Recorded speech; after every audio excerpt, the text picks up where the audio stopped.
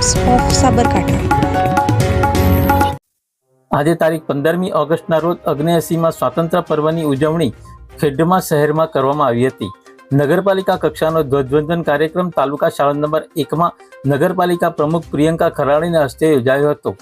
આ પ્રસંગે ઉપપ્રમુખ રાજેન્દ્રસિંહ ચૌહાણ, કારોબારી chairman Nikunj Raval, chief officer Savant Ratani સહિત ચૂંટાયેલા સભ્યો, સ્ટાફ, શાળા નંબર 1ના આચાર્ય દિનેશભાઈ પટેલ, શાળા નંબર 2ના આચાર્ય સુનીતાબેન શાહ, શિક્ષકો, વિદ્યાર્થીઓ અને શહેરીજનો મોટી સંખ્યામાં ઉપસ્થિત રહ્યા હતા। શાળા નંબર 1 અને 2ના વિદ્યાર્થીઓએ દેશભક્તિની થીમ પર સાંસ્કૃતિક કાર્યક્રમો રજૂ કર્યા હતા।